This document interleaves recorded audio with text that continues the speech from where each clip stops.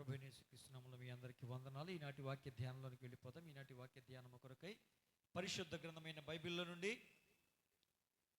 అపోస్తులుడైన పౌలు గారు రోమీలకు రాసిన పత్రిక 12వ అధ్యాయము 2వ వాక్యం.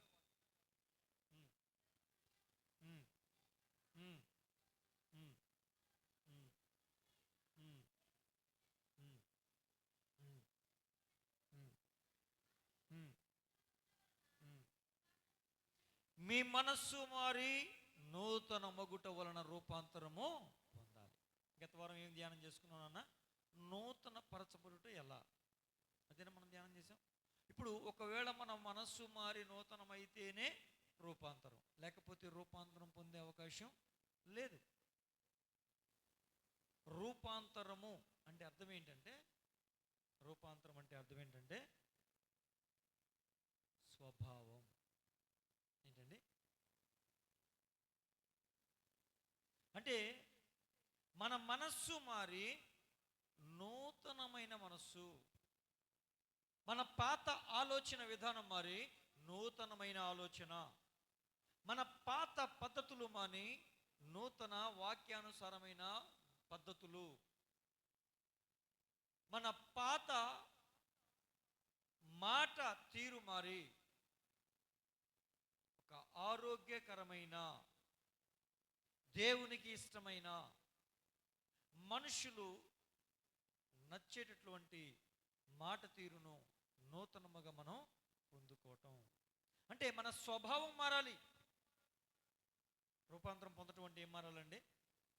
స్వభావం మారాలి. రూప ప్లస్ అంతరము, రూపాంతరము, అంతేనండి. మరి రూప ప్లస్ అంతరం అంటే రూపము అంతరించిపోవాలి. అంతరము అంటే ఏంటంటే రెండు వ్యక్తులకు మధ్య కానీ, రెండు విషయాలకు మధ్య కానీ, ఏవైనా రెండిటికి మధ్య ఉన్నటువంటి తేడా. అంతరము అంటే ఏంటండి? రెండు విషయాలకు మధ్య ఉన్నటువంటి తేడా.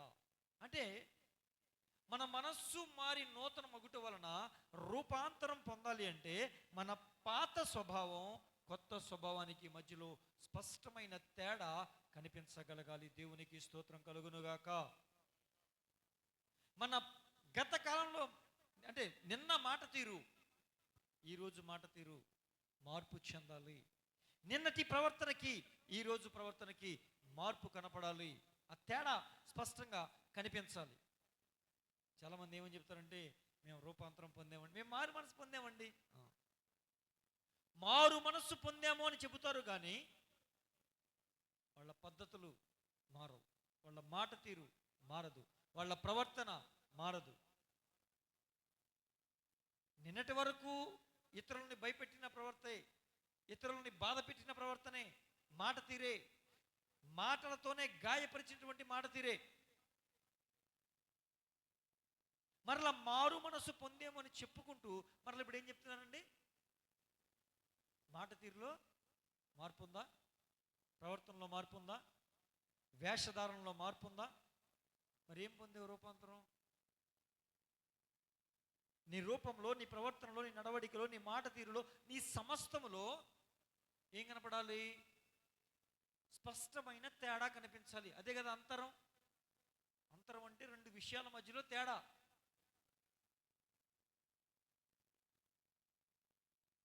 వేషధారణ మారదు, మాట తీరు మారదు, ప్రవర్తన మారదు, ఏది మారదు, కానీ మేము మారు మనసు పొందాం.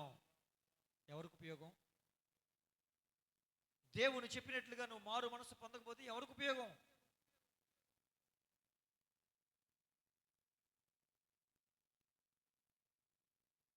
ఏమని చెప్పుకుంటున్నామండి?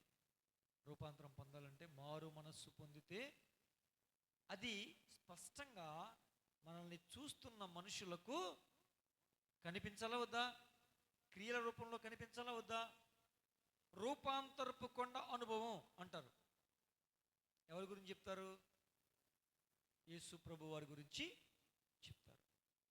రూపాంతరపు కొండ అనుభవం. ఇప్పుడు ఆ కొండ మీదకి ఎవరెవరిని తీసుకెళ్లారు ప్రభు వారు?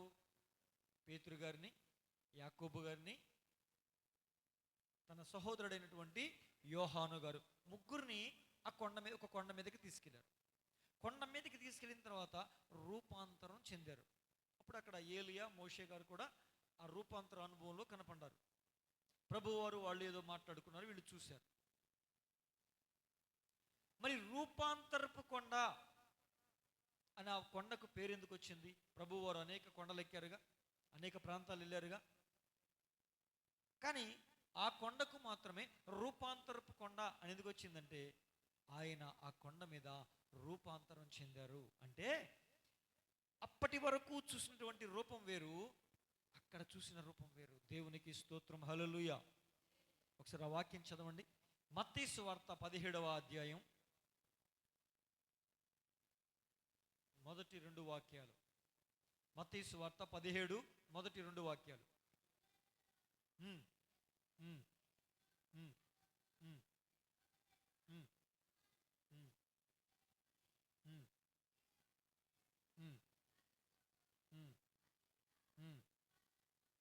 అప్పుడు వారి ఎదుట మళ్ళీ చదువుతుగా, వారి ఎదుట రూపాంతరం పొందాడు.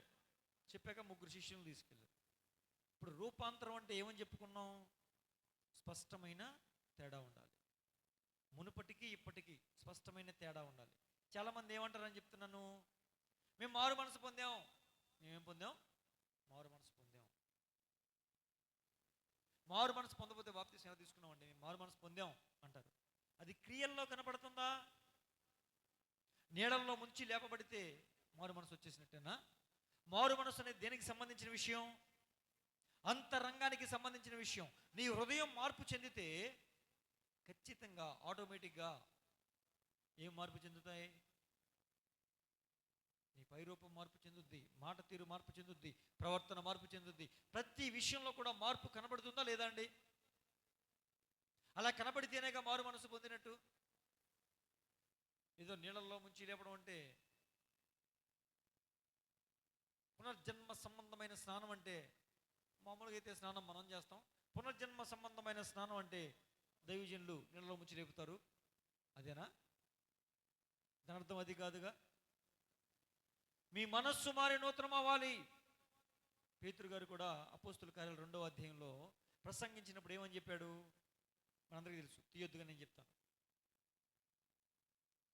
ఆయన మొట్టమొదటిగా ప్రసంగం చేస్తున్నాడు, ఆత్మతో నింపబడి మాట్లాడుతూ ఉంటే చాలామంది ప్రజలు వచ్చి, బాబు పేతురు, ఇప్పుడు మమ్మల్ని ఏం చేయమంటావు అంటే, ఇప్పుడు ఆయన ఏమని చెప్పాడు? పాప క్షమాపణ నిమిత్తం మీరు మారు మనస్సు పొంది పాప క్షమాపణ నిమిత్తం బాప్తిసం పొందాలి. అవునండి, మారు మనస్సు పొందాలా వద్దా అంటే దాని అర్థం ఏంటి? ఇప్పుడున్న స్వభావం పోవాలి, ఇప్పుడున్న వేషధారణ పోవాలి, ప్రవర్తన పోవాలి, ఇవన్నీ పోవాలి. పోయి మార్పు చెంది పాప క్షమాపణ నిమిత్తం బాప్తిసం పొందాలి. ఆ స్నానానికి, ఈ పునర్జన్మ సంబంధమైన స్నానానికి, రోజు మనం చేసే స్నానానికి, పునర్జన్మ సంబంధమైన స్నానం అని పిలువబడుతున్న బాప్తిస్మం దైవజనుల చేతుల మీదుగా తీసుకోవడానికి తేడా అర్థమైందా మీకు? అర్థమైందా?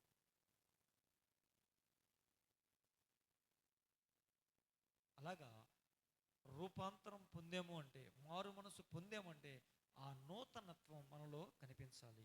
ఇప్పుడు ప్రభువారు ఆ 3 శిష్యులు చూస్తూ ఉండగా ఏం పొందారంట? రూపాంతరం పొందారు. పొందినప్పుడు ఒక స్పష్టమైన తేడా కనిపించాలి అని కదా మనం మాట్లాడుకున్నాం. అవునా కాదా అండి? ఇప్పుడు చదువునన్నా. ఆయన ముఖము సూర్యుని వలె ప్రకాశించెను, ఆయన వస్త్రములు వెలుగు వలె తెల్లని వాయను. దేవునికి స్తోత్రం కలుగునుగాక. మనము గనక రూపాంతర అనుభవం పొందేము అంటే ఇదిగో ఈ క్రియలు కనపడాలి. ఆయన రూపాంతర పొందాడు అని చెప్పిన సందర్భంలో అంతకు ముందు ఉన్నటువంటి రూపానికి ఇప్పుడున్న రూపానికి, అంతకు ముందున్న వస్త్రానికి ఇప్పుడున్న వస్త్రానికి తేడా కనిపించిందా? అంతకు ముందున్న ముఖ చర్మానికి ఇప్పుడున్న ముఖ కాంతికి తేడా కనిపించిందా? కనిపించిందా లేదా అండి? అలా స్పష్టమైన తేడా మన క్రియల్లో, మన పైరూపంలో కనిపించగలిగితేనే మనము రూపాంతర అనుభవంలోనికి వచ్చినట్లు. దేవునికి స్తోత్రం కలుగునుగాక. హల్లెలూయా, హల్లెలూయా. నీ మనసు మారితే నీ ముఖం మారుతుంది. కొంతమందిని చూడండి, చాలామంది ఇలా అంటూ ఉంటారు, ఏమనంటే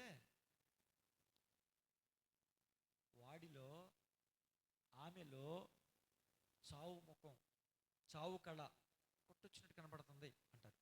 అంటారా? అన్నారు. ఎందుకని? వాళ్ళ ముఖం చూసి చెప్పేయచ్చు.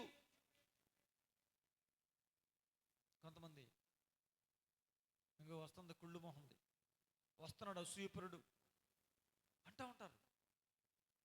ఎలాగా అంటే ఆ వ్యక్తిని చూడగానే ఆ వ్యక్తిలో ఏం కనపడుతుంది? కుళ్ళు, అసూయ, ద్వేషం, పగ, ఈర్ష్య, కక్ష కనబడుతుందా లేదా? అనుజుడు బాగుపడే లక్షణం ఒకటన్నా ఉందా అంటారు. అంటారండి? ఎందుకని? అన్ని చూడు, బాగుపడే లక్షణం ఒకటన్నా వాళ్ళలో ఉందా అని అడుగుతారు. అంటే అర్థం ఏంటి? అన్ని చూసి చెప్పేయచ్చు అది బాగుపడే లక్షణం ఉందా లేదా అనేది. అంటే అతని యొక్క క్రియలను బట్టే కదా ఈ మాటలు మాట్లాడుతున్నారు, అవునా కాదండి? మరి లోక సంబంధమైన వ్యక్తులే క్రియలను చూసి, వారిని చూసి కొన్ని విషయాలు, కొన్ని లక్షణాలు, కొన్ని గుణాలు చెప్పగలుగుతూ ఉంటే, ఆత్మ సంబంధంగా దేవుడు రూపాంతరం పొందండి అంటే మరి మనలో ఆ క్రియలు కనిపించాలా వద్దా? ఆ స్వభావం మారినట్లుగా తెలియాలా వద్దా? ఖచ్చితంగా తెలియాలి. అప్పుడే రూపాంతర అనుభవంలోకి మనం వస్తాం. దేవునికి స్తోత్రం కలుగును గాక. కొంతమందిని చూస్తే ఏమంటారు చెప్పండి? మీరు నవ్వుకోవచ్చు, నవ్వుకోకపోవచ్చు, అంటే చెప్తున్నా జనరల్గా మాట్లాడే మాట. దొంగ కోళ్ళు బట్టి మొహోడు అవుతున్నాడు అంటారు లేదండి? ఏమండి అంటారు లేదా? దొంగ కోళ్ళు బట్టి వాడు మొహం చూసారు ఎట్టుందో, అది ఆడే దొంగ కోళ్ళు బట్టి వాడు వస్తున్నాడండి అంటారు. అంటే ఆడి మొహం చూస్తే అలా ఉంటుంది. నేను చెప్పేది అదే, మన ముఖం చూసి మనం మారు మనసు పొందామని తెలియాలి. వాడిని చూస్తే దొంగ కోళ్ళు పట్టేవాడున్నాడు, వాడిని చూస్తే చావు కళ్ళుట్టు పడుతుంది, వాడిని చూస్తే బాగుపడే లక్షణం కనపడలేదని ఎలా మనుషులు చెబుతున్నారు? మనల్ని చూస్తే వీళ్ళు దేవుని బిడ్డలో, మనల్ని చూస్తే మునుపటి వలె వీరు ఇప్పుడు ప్రవర్తించట్లేదు, మనల్ని చూస్తే మునుపటి వంటి క్రియలు వీళ్ళలో లేవు అన్న సాక్ష్యం పొందుకోవాలా వద్దా? అప్పుడేగా రూపాంతరం అనుభవం వస్తుంది, అవునా కాదండి? రూపాంతరం పొందడం అంటే ఏంటి? అంత ఈజీయా? అంత సులువా? మనుష్యులు మీ సత్క్రియలు చూచి పరలోకమందున్న దేవుణ్ణి మహిమపరచునట్లుగా మీ వెలుగు లోకంలోనికి కనపడాలి. చెప్పాడా మత్తయి సువార్త 5వ అధ్యాయంలో? మనుష్యులంట మన సత్క్రియలు చూచి పరలోకమందున్న దేవుణ్ణి మహిమపరచాలి. ఆ విధంగా మీ వెలుగు లోకానికి కనపడనివ్వాలి అన్నాడా? దేవునికి స్తోత్రం కలుగును గాక. హల్లెలూయా, హల్లెలూయా. ఇప్పుడు ఆయన ముఖము ప్రకాశించింది అని ఉందండి, ఉందా లేదా? ఉంది. ఇప్పుడు మన ముఖము కూడా ప్రకాశించాలా వద్దా? దానికి మనం ఏం చేద్దాం? మరి పాస్టర్ గారు ఏం చేస్తామండి? మరి మమ్మల్ని దేవుడు నల్లగా పుట్టించాడు, అలాగని మేము ఆఫ్రికా కాదు, అలాగని తెల్లగానే పుట్టించలేదు, అలాగని అమెరికా కాదు, అటు ఇటుకి కాకుండా భారతదేశంలో పుట్టించి సామంతా ఇచ్చాడు. కాబట్టి మరి మేము తెల్లగా కనపడటం, మా ముఖం ప్రకాశించాలంటే మరి కష్టం అండి. కాబట్టి ఏదో ఒక క్రీమ్ రాసేసి తెల్లగా తయారైపోతామండి. మీరు గనక మా ముఖం మీద టార్చ్ లైట్ వేస్తే ఖచ్చితంగా ఒక లాంటి లైట్ కనపడద్దండి, అలా తయారైపోతాం సార్. వచ్చే వారానికి చూడండి పాస్టర్ గారు, నా ముఖం వచ్చే వారం ప్రకాశించకపోతే మీరు లైట్ ముందు నుంచుంటా, ప్రకాశించకపోతే పెరగండి అనే భక్తులు లేకపోలేదు, ఉన్నారు లేదా నాన్న? చాలామంది ఉంటారు. అది కాదు, ఆ ప్రకాశం కాదు. అదేముంది, రాసినంతసేపు కనపడుద్ది, రాయిటి మానెత్తి ఆగిపోద్ది. ఎండలోకి వెళ్తే అంతా వ్యర్థమని పోయింది, పెట్టిన డబ్బులన్నీ పోయినాయి. అర్థమైపోతలేదండి? ఎండలోకి వెళ్ళామంటే అసలు రూపం బయటపడుద్ది. హల్లెలూయా. ఆ ప్రకాశం కాదు దేవుడు కోరుకునేది. నువ్వు నల్లగా ఉన్నా తెల్లగా ఉన్నా, పరమగీత కన్యక అంటది మొదటి అధ్యాయంలో, నేను నల్లని దానినైనను, ఒకసారి ఆ మాట చదవండి, పరమగీత మొదటి అధ్యాయం తీయండి.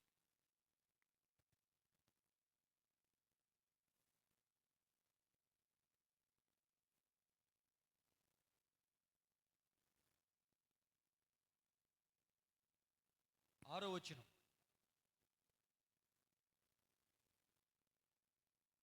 5 నుంచి చదవండి. 5. పరమగీతం దొరికిందా?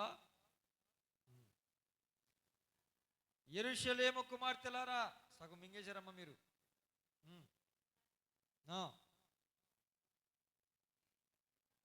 ఒక్క నిమిషం.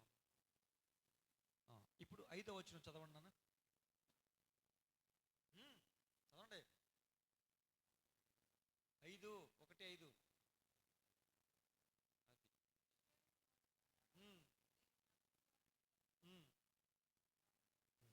ఎందుకంట?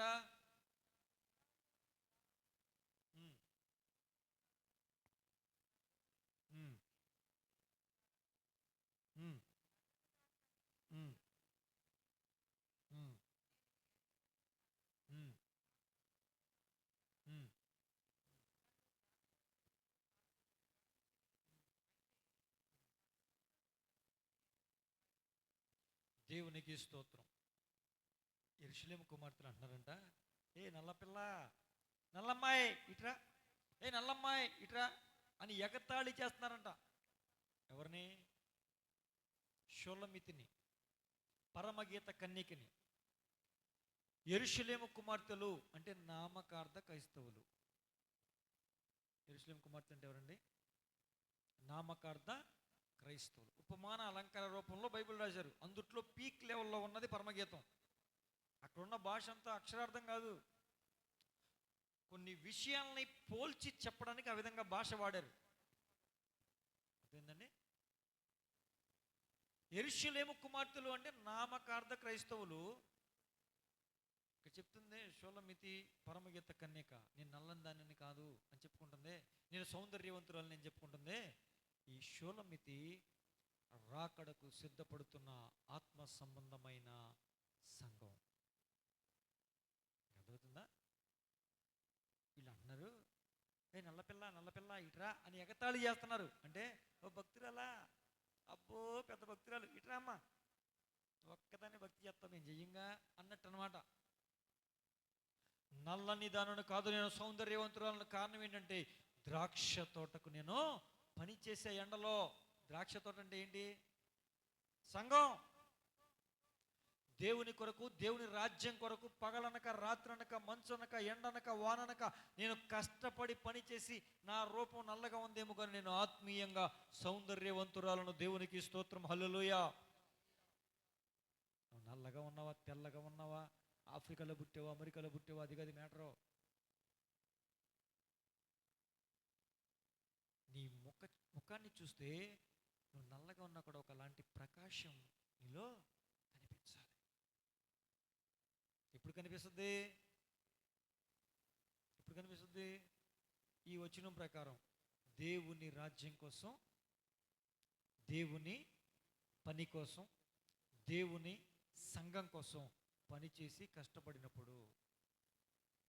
రెండోది ఎప్పుడు కనిపిస్తుందో చెప్దామా? ఇప్పుడు నిర్గమకాండంలోకి రండి.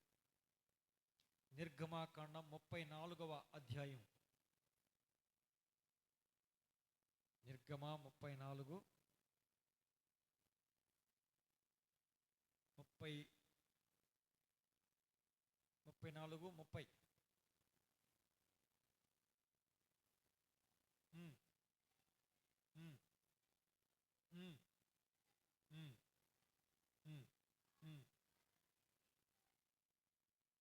దేవునికి స్తోత్రం.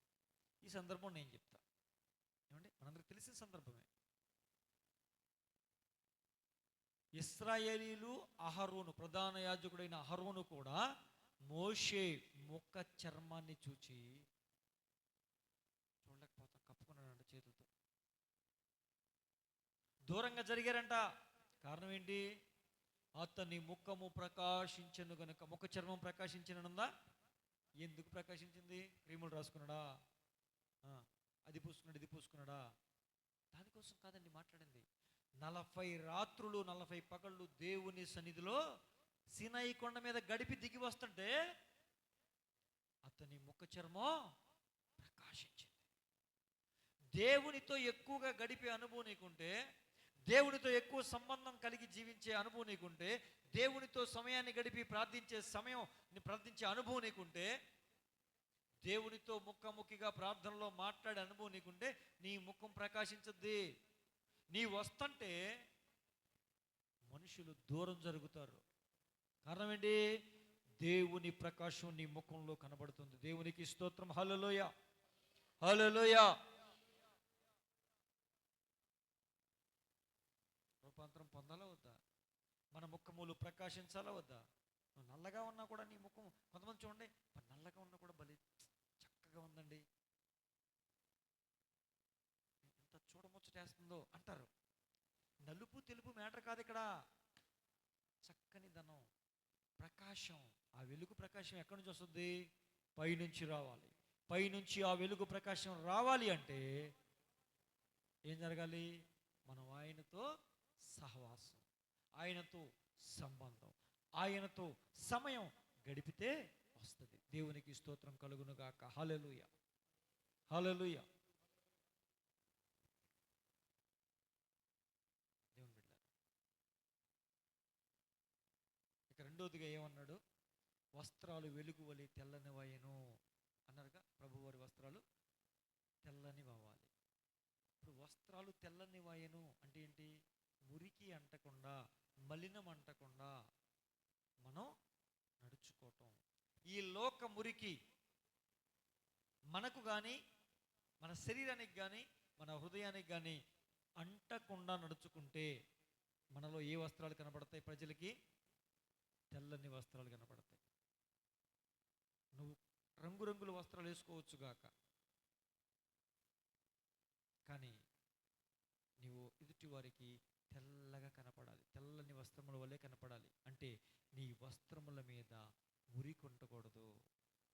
ఎదుటి వారికి ఆ మచ్చ, డాగు, కళంకం కనపడకూడదు. నిష్కళంకమైన జీవితం నీకుంటే నువ్వు ఎలాంటి వస్త్రాలు కలిగిన వ్యక్తివి? ఒక తెల్లని మచ్చలేని, డాగులేని, తెల్లని వస్త్రం ధరించిన వ్యక్తిగా నువ్వు ఉంటావు. ఒకసారి ఆ మాట కూడా చూడండి. ప్రకటన గ్రంథం 3వ అధ్యాయం, ప్రకటన గ్రంథం 3వ అధ్యాయం 4వ వచనం.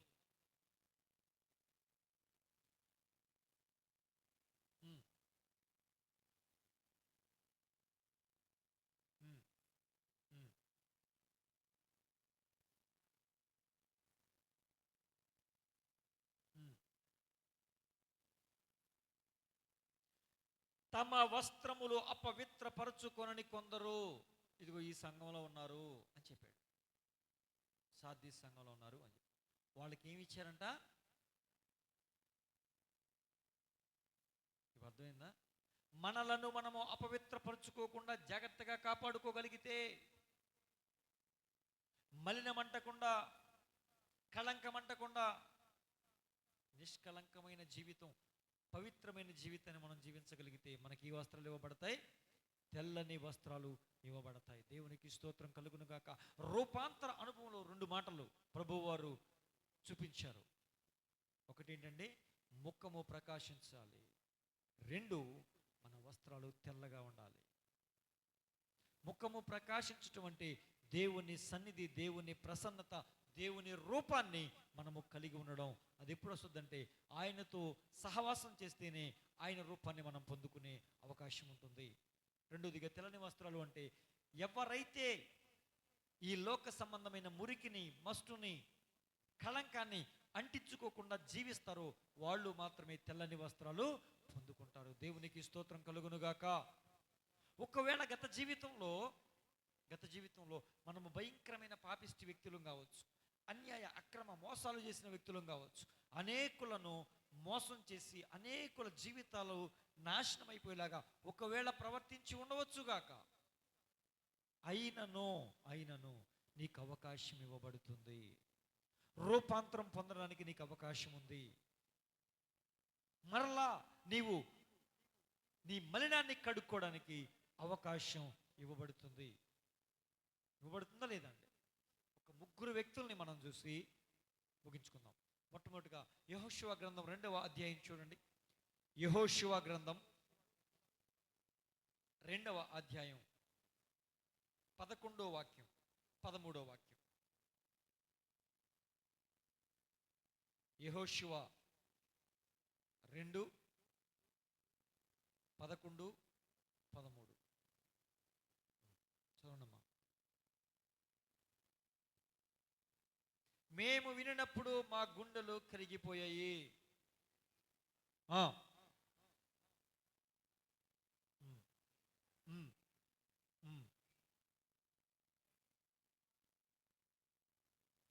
పదమూడవ వాక్యం.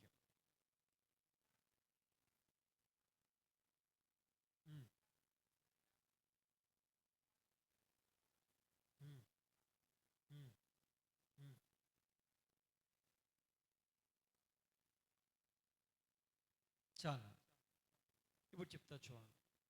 ఈవిడెవరండి? ఆవిడ పేరే రాహాబను వేశ్య. పాపిష్టి మనిషి, పాపం చేసి, దేవునికి విరోధమైన పాపం చేసి, భయంకరమైన పాపం చేసి, అనేకులను పాపానికి ప్రేరేపించి వాళ్ళు కూడా పాపం చేసేలాగా చేసి డబ్బు సంపాదిస్తున్న వ్యక్తి, పాపము చేత ధనమును సంపాదిస్తున్న వ్యక్తి. అసలు ఆవిడ పేరు రాసినప్పుడే బైబిల్లో రాహాబను వేశ్య అని రాశాడు.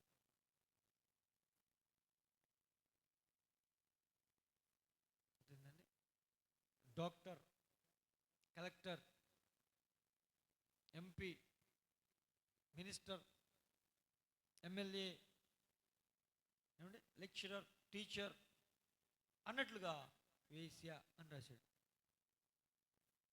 మీకు అర్థమవుతుందా? అంత భయంకరమైన స్థితిలో ఉన్నటువంటి ఆమె అంటుంది, మేము వినినప్పుడు మా గుండెలో కరిగిపోయాయి. ఏం విన్నారు? ఆ పై వచనంలో రాస్తుంది, చెప్తుంది.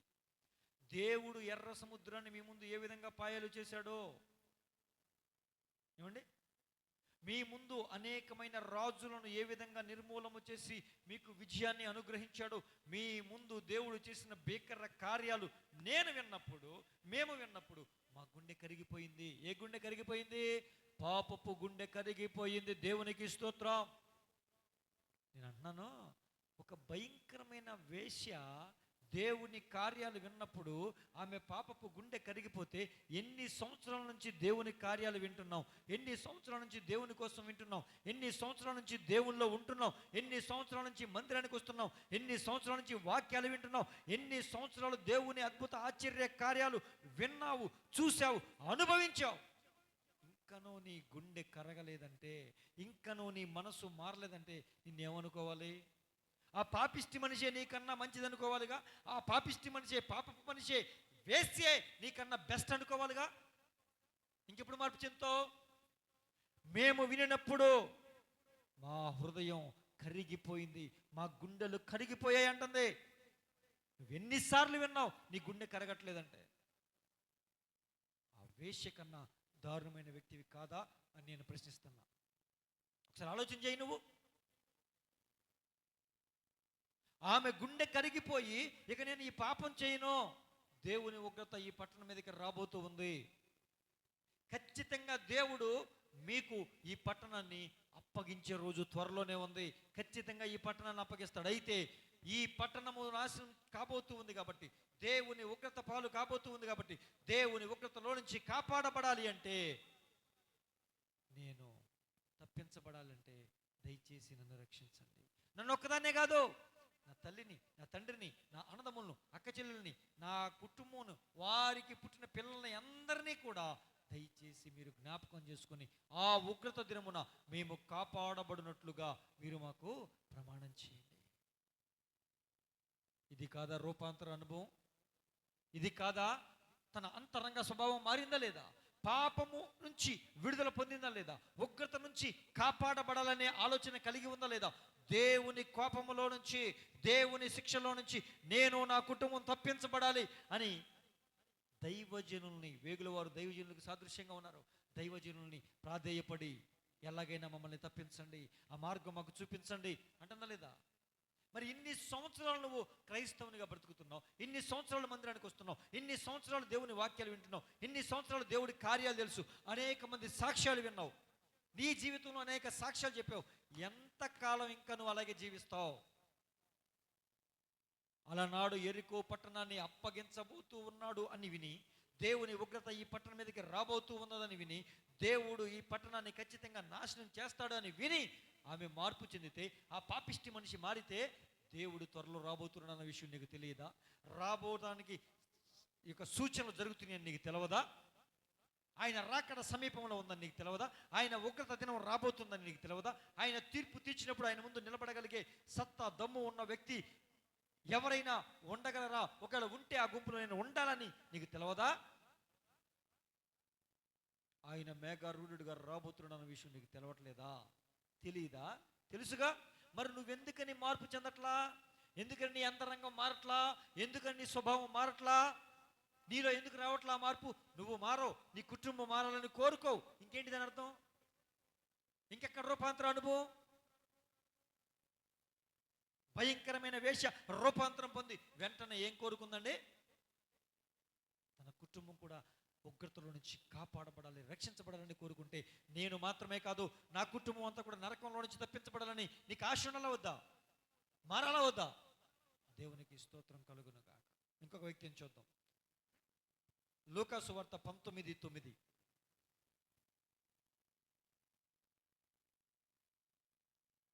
లూకా సువార్త 19:9.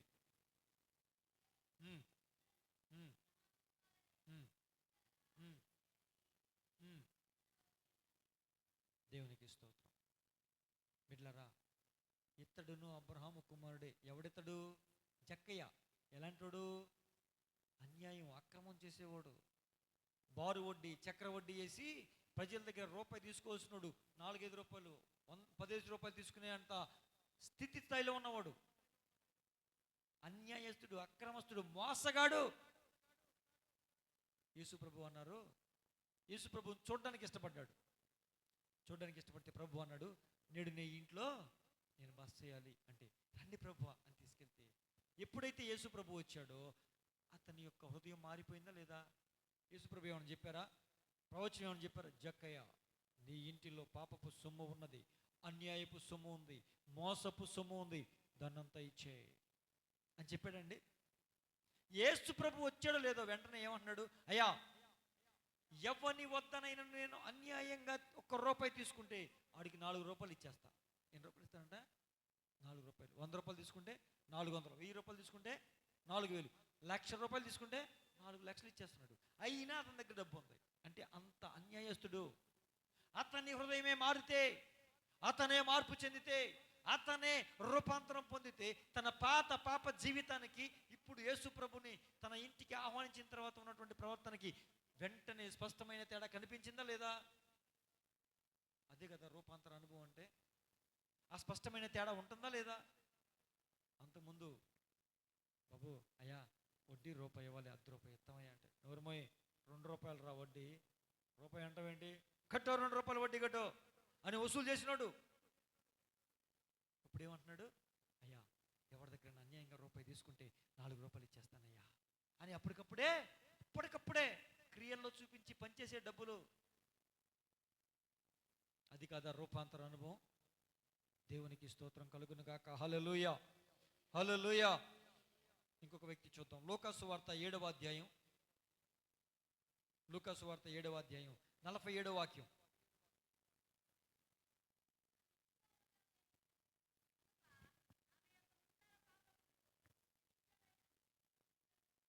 ఎవరివిడా? ఎవరిమే? పాపాత్మురాలు అని రాయబడింది. ఎవరండి మా? పాపాత్మురాలు. పాపాత్మురాలండి.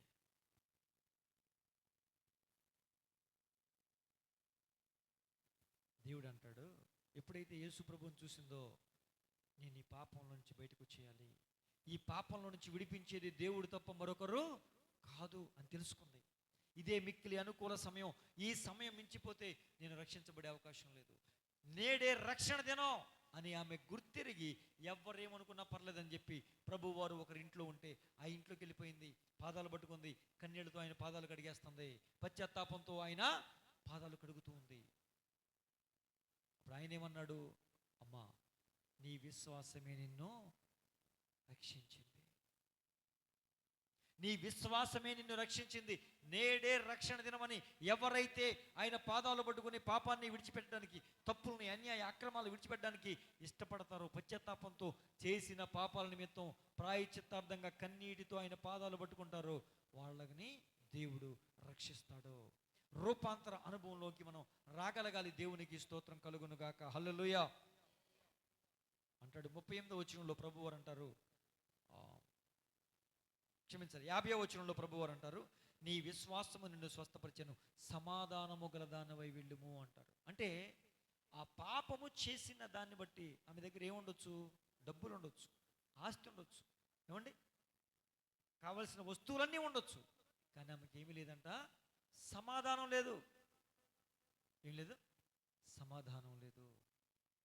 సమాధానం కొదువై ఉంది. అందుకే అంటున్నాడు ప్రభు, సమాధానము గలదానవై వెళ్ళు. నేను అడుగుతున్నాను, మీకు దేవునితో సమాధానం ఉందా? లేకపోతే ఈరోజు ఎలా వెళ్ళాలి? సమాధానము గల వాణివిగా, సమాధానము గల వ్యక్తిగా నువ్వు ఈ సన్నిధిలో నుంచి బయటికి వెళ్ళాలి. ఎలా వెళ్తావు? ఆయన ఎప్పుడు చెప్పాడు సమాధానము గలదానివై వెళ్ళమని? ఆయన పాదాలు పట్టుకుని చేసిన తప్పులన్నీ ఒప్పుకుంటే, కన్నీటితో ప్రార్థన చేస్తే ఆయన సమాధానం అనుగ్రహించాడు. దేవునికి స్తోత్రం. హల్లెలూయా, హల్లెలూయా. కనుక ప్రియమైన దేవుని బిడ్డలారా, మన మనస్సు మారితే, నూతన పరచబడితే మనం రూపాంతర అనుభవంలోకి వస్తామా కాదండి? ఒక 3 వ్యక్తుల్ని మనం ఈరోజు ధ్యానం చేసాం. ప్రభువారు మన ముందు పెట్టి మాట్లాడారు. ఆ 3 ఏమి సూపర్ క్యాండిడేట్లేమీ కాదు. మొదటి నుంచి భక్తిలో ఉన్నవాళ్ళు కాదు, పరిశుద్ధతలో ఉన్నవాళ్ళు కాదు, పరిశుద్ధతలో జీవించిన వాళ్ళు కాదు. అన్యాయ అక్రమాలు చేస్తూ, పాపం చేస్తూ బ్రతికిన వారే. వాళ్ళే రూపాంతరం పొంది దేవుని కనికరం పొందుకుంటే, మనం మరీ అంత దారుణమైన వ్యక్తులం అయితే కాదుగా, మరి అంత బరి తెగించి పాపం చేసిన వ్యక్తులం కాదుగా, మరి అంత అన్యాయ అక్రమంగా రూపాయికి 10 రూపాయల వడ్డీ వసూలు చేసిన వ్యక్తులం కాదుగా. మరి మనం కూడా రూపాంతరం పొందాలా వద్దా? చెప్పాలి. మీరు రూపాంతరం పొందాలా వద్దా? ఆ అనుభవం మనకు కావాలా వద్దా? కనుక ప్రియమైన దేవుని బిడ్డలారా, మనము కూడా మన మనస్సు మారి నూతన పరచబడి రూపాంతర అనుభవంలోనికి మనం వద్దాం. అట్టి కృప ప్రభువు మనందరికీ దయచేయునుగాక. ప్రార్థన చేసుకుందాం.